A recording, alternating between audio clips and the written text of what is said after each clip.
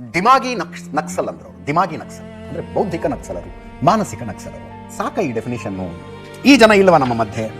ಮಾವೋವಾದಿಗಳನ್ನು ಬೆಂಬಲಿಸುವವರು ಇದ್ದಾರೆ, ಡೆಫಿನೆಟ್ಲಿ ಇದೆ. CRPFನ ವಾಹನಕ್ಕೆ ಮಾವೋವಾದಿಗಳ ಬಾಂಬ್ ಇಟ್ಟು ಉಡಾಯಿಸಿದಾಗ ಸಂಭ್ರಮಾಚರಣೆ JNUನಲ್ಲಿ ನಡೆದಿತ್ತು.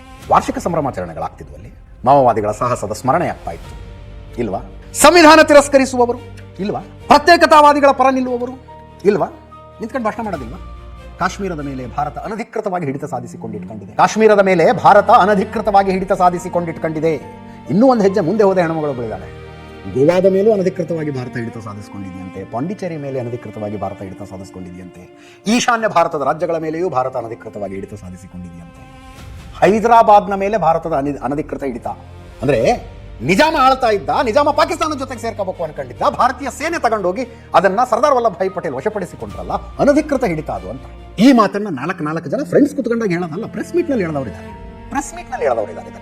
ಆರ್ಟಿಕಲ್ 370 ಬೆಂಬಲಿಸುವವರು ಎಷ್ಟು ಜನ ಬೇಕು? ಈಶಾನ್ಯ ಭಾಗ ಭಾರತದಿಂದ ಬೇರ್ಪಡಿಸುವುದಕ್ಕೆ ಚಿಕನ್ ನೆಕ್ ಕತ್ತರಿಸಬೇಕು ಅಂತ ಬೇರೆ ಎಲ್ಲ ಕಡೆ ಹೋಗ್ರಿ. CAA NRC ವಿರೋಧಿಸಿ ನಡೆದ ಪ್ರತಿಭಟನೆಯ ವೇದಿಕೆಯ ಮೇಲಿನ ಭಾಷಣ ಅದು. ಚಿಕನ್ ನೆಕ್ ಕತ್ತರಿಸ್ಬಿಟ್ರೆ ಈಶಾನ್ಯ ಭಾರತ ಪ್ರತ್ಯೇಕ ಆಗ್ಬಿಡುತ್ತೆ. ಇವರು ಬೌದ್ಧಿಕ ನಕ್ಸಲರು ಅಂತ.